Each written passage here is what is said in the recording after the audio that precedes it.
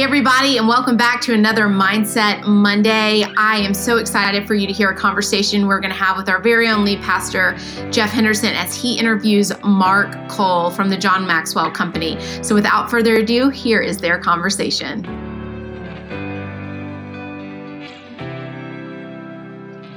Well, I'm honored to have my very good friend, Mark Cole, who's the president and CEO of the John Maxwell Company. And Mark, so good to see you, buddy, even if it's virtually. Typically, we are together at lunch over in the Sugarloaf area, but good to see you, man. It's good. It's good to be seen by you. Man, I'm ready to see people. I'm ready to fist pump, elbow bump. I'm ready to do anything. And so even to see a good friend that I respect so much by Zoom, I'll take it. I'm just excited to see you today. Well, I'm excited to learn from you today. And one of the things we're going to talk about is how you have been pivoting in this season. But I want to take you back when all this really kind of broke, in a sense, you know, when the NBA canceled its season and all this started happening. You were in Israel with John Maxwell and some coaches there. So all this was happening and you're on the other side of the world. So tell us, first of all, what you were doing. And then I was listening to John's podcast yesterday, and he was talking about how you were in the middle of having to pivot a huge event while you're in Israel, also executing a huge event. So take us back to that moment and what you were thinking, because I think there's a lot of leadership lessons that we can learn from you. Yeah, you know, so John Maxwell and our John Maxwell Leadership Foundation, we do transformational work in partnership with presidents, prime ministers. We actually have 22 presidents, prime ministers that has invited us to come in and do transformational work with them. Wow. And so we've selected 4. We're deep into that. Can tell you all about that at some point, perhaps. But we're taking board members, key donors of our foundation that's doing this transformational work around the world. We're taking them to Israel. And John Maxwell gets this great idea. Let's just keep it to one bus and let's make it really intimate. And so he said, we're going to open up a window. We're going to invite people in, and we have 55 spots. He opened up a window and 78 people responded in 15 minutes to a very pricey experience in Israel that funded or that would benefited our foundation. And so we ended up having to take 2 trips back to back. So you're right. I was in Israel during this time, but I was in Israel for a month of this year. During that time, everything started unraveling. And Jeff, I'm talking, and I'm serious right here. People like you, I'm talking about people with high influence, high responsibility is on this trip with me. And of some of the largest organizations, both profit and for-profit in the world, was on this trip. And watching them begin to see the world respond so quickly to what was going on with COVID-19 from a distance. So we started worried about what's going to happen with our teams, with our companies, with our churches, with our nonprofits, what's going to happen. And by the time that Israel was over, we were worried not about all that. We were worried about, are we going to be able to get home? Are we going to be able to get home and not be quarantined? But we did have to pivot, Jeff. We had an event coming up March the 23rd, 24th, 25th in Disney World premises, where 70 nations were going to be represented. And I'm sitting here going, I'm worried about getting home. I'm getting calls 12 a day from worried family members, worried teammates. How can I make a decision for 3,300 people to, at that point, they could have traveled and got there. But the worry, the uncertainty that was going on around the world, it just felt like a prudent decision to shut that event down. Now that was at a time, Jeff, you'll appreciate this with some of the decisions you're staring in the face right now. That was at a time, it was a $4.5 million loss decision because no hotels were letting us out of our contracts.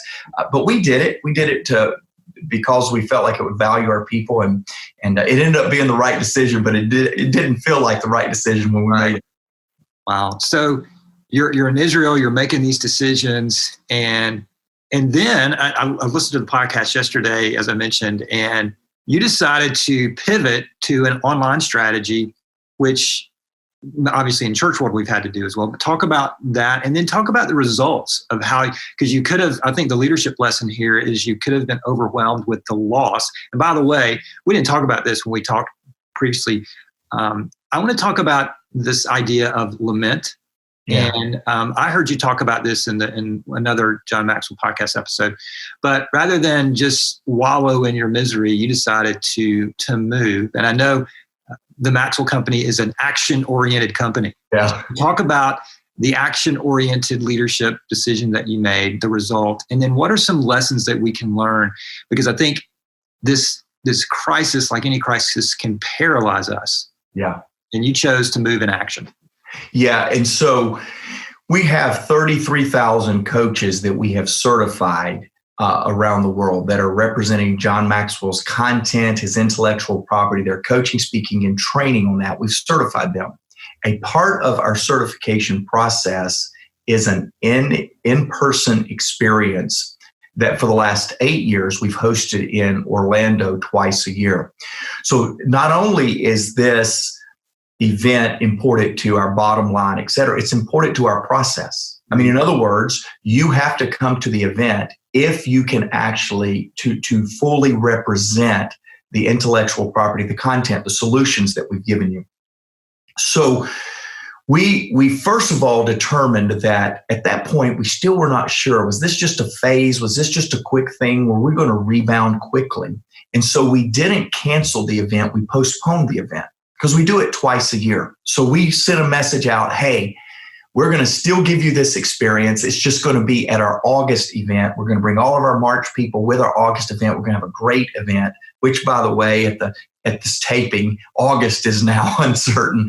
But we decided to bring all this together. So we didn't cancel the event. We postponed it. So now we're sitting there as a team. And like you said, the Maxwell organization, his DNA is proactivity. What do we do to proactivate on our vision, on our mission? It occurred to us, Jeff, that while the world could not come to us, we could go to the world. Mm-hmm. Now that did not feel like a novel thought then. And certainly now with Gwinnett and all these churches online helping every weekend, it certainly is not a novel thought now. But doing it in mass and doing it at the magnitude that we were thinking about doing it felt like the greatest epiphany we ever had. We've done digital online stuff. We've done events even online. But we began to put our mind around getting John Maxwell, who's 73 years old. His voice is more sought after in the area of leadership, specifically values-based, people-centric leadership around the world, greater now than ever before, Jeff. And so we sit here and we went, how do we pivot? And our pivot answer was, let's take John's values-based, people-centric message and let's develop a Leading Through Crisis Summit. During the same days, we were going to have everybody in Orlando. Then we mobilized our 33,000 coaches, not all of them, but a lot of them. We mobilized to get the message out and then to do Facebook shares and commenting and just engaging in making this a life of its own. So in 3 days, the event was a 3-day event. So in 3 days, we went from 3,300 hosted in Orlando to 1.1 million being impacted. This was actual, tangible, distinctly different people. 1.1 million people joined us over those 3 days. We had, I can't remember, I will need to verify this number. We had over 78,000 comments. We had over 32,000 shares to help us get to that point. And those of you, we're now using different words now, talking about magnitude of impact, shares and comments. We're learning all of that, Jeff, as I know we all are. Right. But here we are, and we're starting to see an impact like we had never imagined before. Now, here's the lesson. You said, what are some lessons that we're learning? I talked to John, and again, I could give you corporate names, Fortune 50 companies. I could give you religious names, people that are very influential in the nonprofit and in the faith world that was on this trip in Israel with us. Here was our biggest challenge as we sat around the campfire, so to speak, in Israel and said, here is the biggest challenge as leaders for us when facing the coronavirus. Jeff, one thing I know about leaders is we pride ourselves in seeing more and before.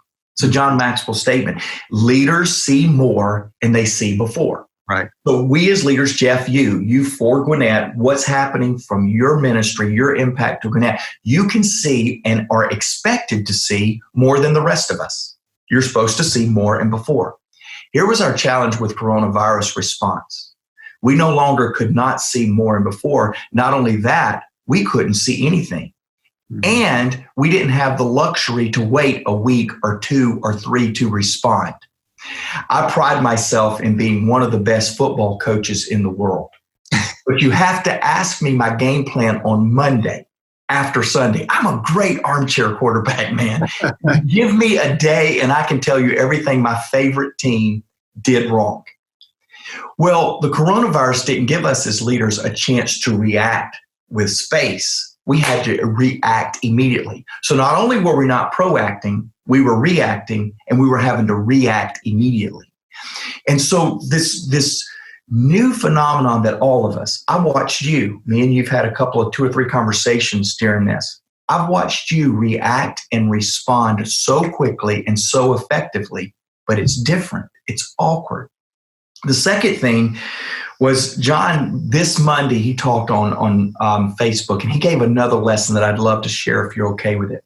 Yeah. He said that what we focus on expands. What we focus on grows. And that's not a novel thought, but then he gave 10 areas to where we needed to stop seeing what is behind us and start looking at what is before us. Let me give you an example. Put behind you what you can't do and put before you what you can do. So good. Now, that's John teaching now, because now we're teaching every Monday a free Facebook live streaming, because we want John's message, our people-centric, values-based leadership, to be heard around the world. We'll talk more about that later. But he's sitting there telling leaders, quit worrying about what is behind you, what you can't control. And he used a couple of examples. I can't travel. I can't speak to people. I can't. But what I can do is I can teach. I can write with a little more intentionality. I can find new ways through technology to impact people. My challenge to every leader, every individual watching this today is stop focusing on what you can't do, what's behind you, and start focusing on what you can do, what is before you. Now, that brings up a topic, which I love, by the way, that brings up a topic that the list of questions I gave you for this, I did not give you. But I did text you once because I heard you say something in the John Maxwell podcast. You talked about going through a season of lament. And I've never heard this before. I think it's so important, especially if we're going to not focus on what we lost or what we can't do and shift to focus on what we can do. Fantastic advice.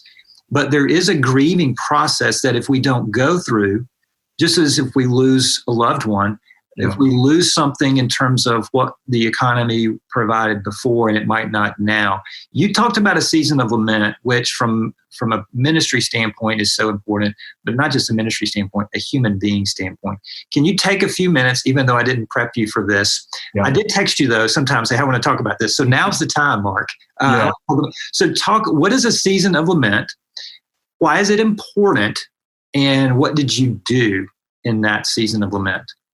So let's go to this question of lament. But before I do, Jeff, I knew I was going to say what I'm getting ready to say at some point in this talk with you as well.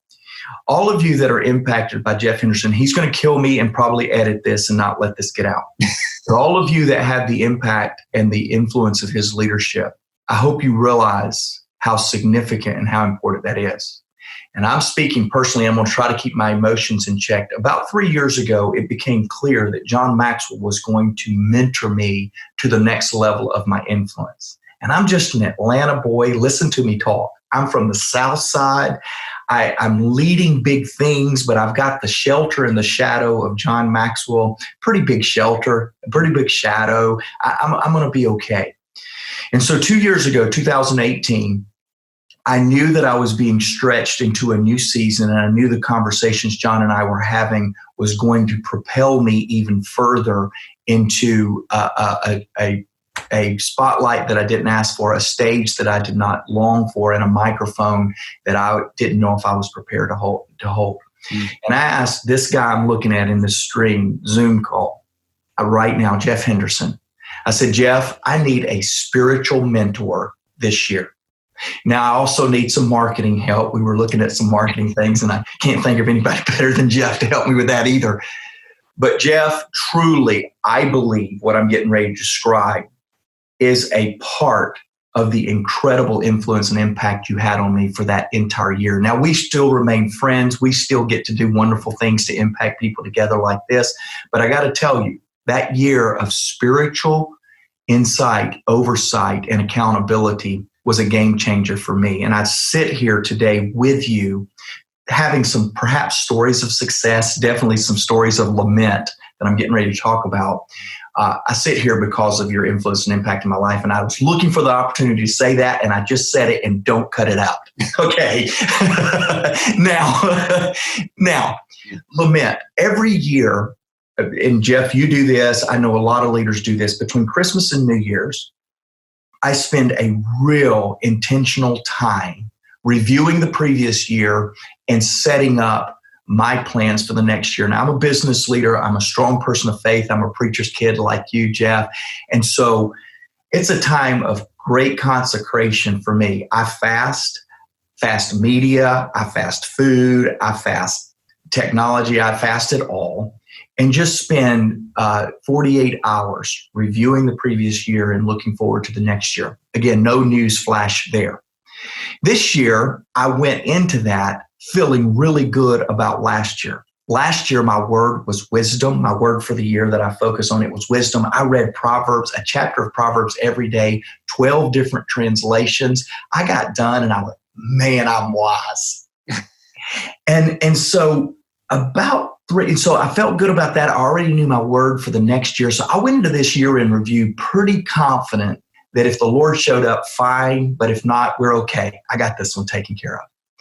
About 3 weeks before, a friend dropped a word, just asked me a very simple question. Have you ever lamented?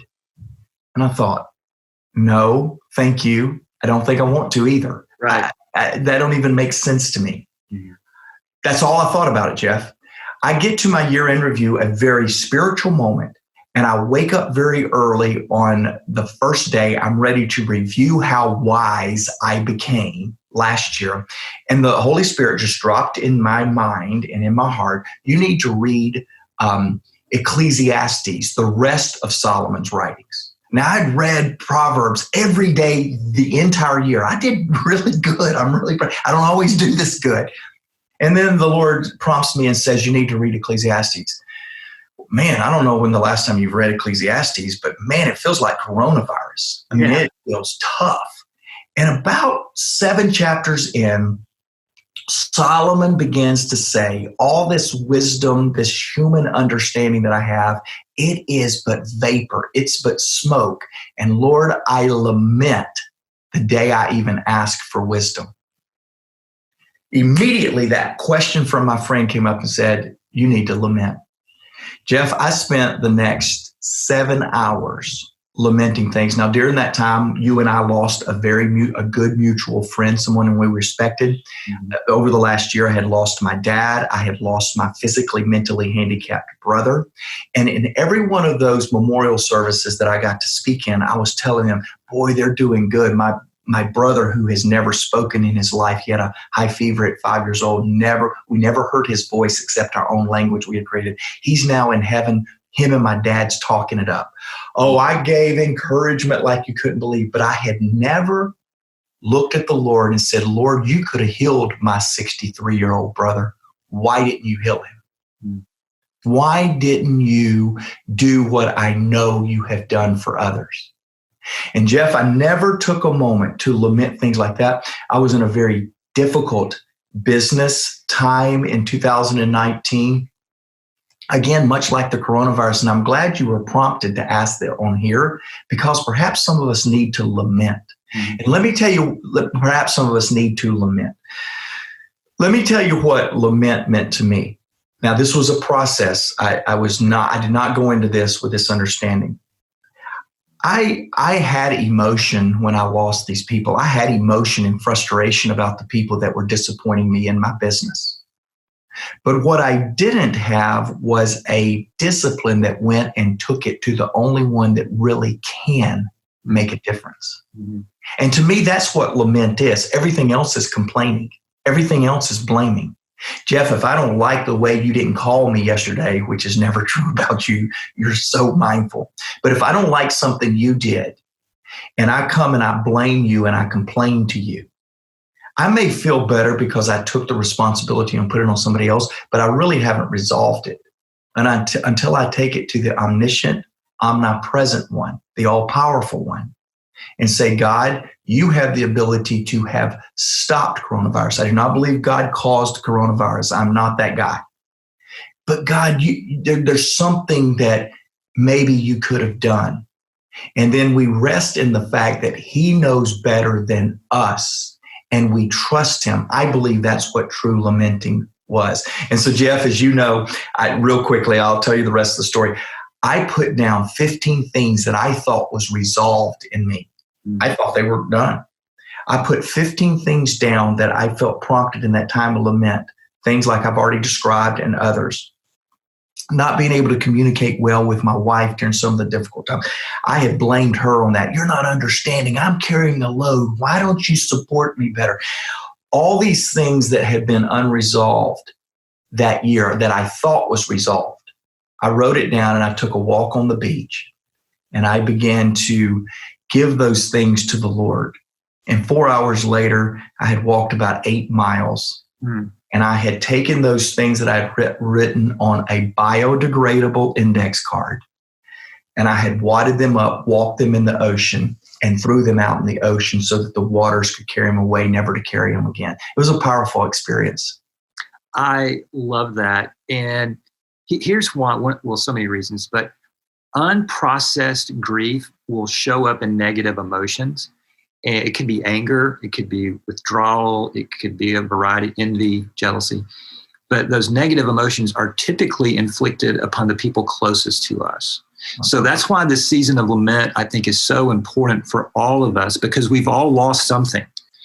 You may not have physically gotten the virus, but you have been impacted by the virus. In fact, you and I and John were supposed to be in Texas at the Sewell leadership event, right? That was canceled. So these things, that opportunities to have dinner and hang out, those things are lost. I think this idea of lamenting and counting what you've lost, and I love, Mark, the physical act, whether it's the ocean or burning a note or whatever, that physical act. I mean, the scriptures talk about, God says, build an altar of stone here, or do this so that you can physically remember this. So I would encourage all of our viewers today, count the cost of what you've lost, lament that, and that allows you to move on. Anything else you'd want to say about that? Yeah, can I?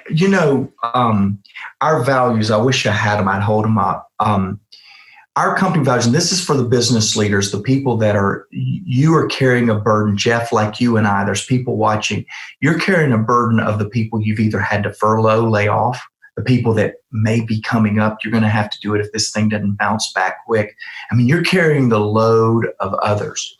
And so I want to share with you a minute of how we just lamented as a leadership team. We have 7 values that we believe are personal and corporate values to our organization, the John Maxwell Enterprise. 2 of those values, I won't bore you with all 7 of them, but 2 of those values, one is growth and one is performance. For us, growth means always being able to demonstrate that we are becoming better. And performance is about exceeding expectations. The last 3 leadership meetings that I have been in, every one of our leadership reports, and we give reports like Alan Mullally over Ford, give us your business plan review and let us know how you're doing according to plan. Every one of them was, well, we're 42% down from where we were last month. We're 15% down year over year, and we're 68% down according to budget. Everything was down. And the whole time, Jeff, I'm going, we're not living out our value of growth because we're not growing. If you look at that kind of analysis, and we're definitely not exceeding expectations. See, I don't believe you can exceed expectations if there are no expectations. These guys that say we exceed expectations, well, what are you trying to do? Well, I don't know. You're not exceeding expectations. You're having a good day. Exceeding expectations is setting expectations and then doing better than that. We were violating two of our corporate values, and yet we want to be leaders and see the future. You can't see the future if you're failing in the present, if your perspective is failing in the present. So I challenged our teams, Jeff. I said, guys, I want you to throw out comparative analysis. Don't even bring me a report that compares us to last month, last year, the budget that we set out this year. Those are gone. It's not going to be helpful to us in the business world. Mm-hmm. So I want us to lament that. We thought we were good. We had in 3 of our 4 profit centers, we had the best Q1 we've ever had of 2020. In April, the cliff happened. And so I said, lament, throw out those plans, and I want you to develop a 75-day business plan. This was April 15th. I want you to set a 75 business plan. Give me what you know you can hit. And that's going to become our plan for the next 75 days. And while we're performing, exceeding expectations, and growing from that plan, we will, with our culture intact now, because we're living out our values, we'll be able to envision what the rest of the year is, what next quarter is going to be, and that kind of thing. I thought, Jeff, to your point, as a business leader, there was no way to envision a bright future with such a dismal reflection of our current realities. And that was a business lament for us. Well, and it's such great advice because the world that you're comparing against in some ways no longer exists. Right. So it's an unfair comparison. One final question, and yet again, I'm asking you a question I didn't send you ahead of time because all this great content's creating a lot of great questions for me. Here, and I rarely use the word best, but I'm going to make the exception here. You are one of the very best followers I've ever seen. And here's why this is important. Here's your book idea, by the way. No charge for this, by the way. It's a book, and I've already got the title for you. This is a pretty good title, if I may say so myself. Leading is Following. Leading is Following. You should, by Mark Cole, you should write that and get it out. And one of our mutual friends, Jimmy Collins, the former president of Chick-fil-A, he and obviously along with Truett Cathy built Chick-fil-A, but Jimmy was one of the best leaders I've ever been around. I mean, he built the operational system that still exists to this day in many respects to Chick-fil-A. Jimmy was not only a great leader, though, he was a great follower of truth. So as you follow and also lead this company, I mean, you own the company, so it's, you've got this dynamic. You have done an extraordinary job of never confusing your role and John's role. And that takes an extraordinary amount of humility because we all have ambition and ego in us as leaders. And that's not necessarily a bad thing, So there's good pride and there's bad pride, right? So and again, I've not prepared you for this question, but you live it out. So it just flows. So final question is, what are some great fellowship principles? We talk about leadership principles, and this is leadership principle because, again, your upcoming book, Leading is Following. So there's leadership and fellowship. What are some things that have allowed you to follow John and yet also be the leader? So I like you, Jeff, I'm a type A personality. I have an opinion about everything. In fact, I tell people, they say, when did you know you wanted to lead? And I said, at 5 years old. I was the baby of 5 kids, preacher's kid again, everybody talking around me. And at 5 years old, I realized I loved telling people what to do. I loved it. And you know what I loved even more? When they did it. Yeah. When they would do it, it was just truly at 5 or 6 years old, I can remember this sense of, man, I got some power. There's something going on. But it was about 19 when I realized that really what I liked was leading, influencing people. A couple of things that I want to say about that is I'm a type A leader. I've got some vision. I've got some ideas. But years ago, I determined that my best ideas paled in comparison when I could help implement someone with great ideas. And so I attached myself 20 years ago. In fact, 20 years, when we're recording this, 20 years ago in 2 days, May 1st, I'll celebrate 20 years with John. Wow. And I discovered back then there was this huge vision, and I wanted to be a part of something bigger than me. Most top leaders struggle with something that can be bigger than them. Now, again, some have it, but not many. Because when you get to the top, there is this responsibility that you feel that you need to be the only visionary. That's not John. That's not who I've worked around for 20 years, and I'm thankful for that. But the first thing is following is about leading something bigger than you. That's what it is. Secondly, following is about leading something that starts with someone else, becomes yours, and ultimately becomes ours. Let me explain. When I started working with John 20 years ago, it was his vision. About 10 years ago, he asked me to be the CEO and a co-owner with him, and it became his vision had to become my vision if I was going to be the senior most executive leader in his organization. So his vision, his dream became my dream. But what's happened in the last 3 years, Jeff, that I love, and this speaks more to John Maxwell than me. His vision that became my vision has now become our vision. And now I'm not just adopting his vision as mine. Now we're crafting the future vision together. And again, that speaks to a very secure, very profound leader that I get to represent in John Maxwell. The final thing that I will say is, Jeff, and you model this. So if you want an image of this right here, look at Jeff Henderson. You have to be comfortable in your own skin. You don't need to try to be somebody else, not for their benefit. John, at times, has tried to put his armor on me. And I looked at him and said, you're not King Saul, but you're trying to do like King Saul, and you're putting your armor on me, and it doesn't fit. So you've got to be comfortable in your skin and not try to aspire or play the political game, because I have found if you play the political game, you become the politics. And I just don't want to do that. I want to become the best version of Mark Cole as possible. So get around somebody that has bigger vision than you. Let their agenda become your agenda that ultimately be our agenda. And then be comfortable in who you are and be the best version of yourself. I heard this quote. I don't know who to attribute it to. I wish I did, because I quote it all the time. Authenticity has no competition. Authenticity has no competition. And that's our big thing right there, Jeff, is we've got to make sure that we recognize that being our best is the way to have the most fulfilled life. And whether we're leading as number 2 or number 1, be yourself. That's great, Mark. Well, I'm so grateful for you and John and the team, what you are doing, really, literally changing the world in terms of the governments that you are impacting is just extraordinary.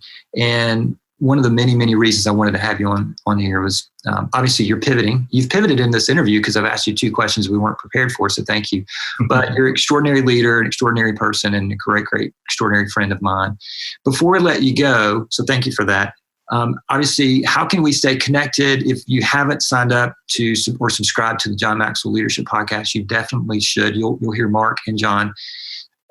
What's like the next thing that you would say, hey, obviously this will be on demand, so it might be a little dated, but how can we stay connected with you all?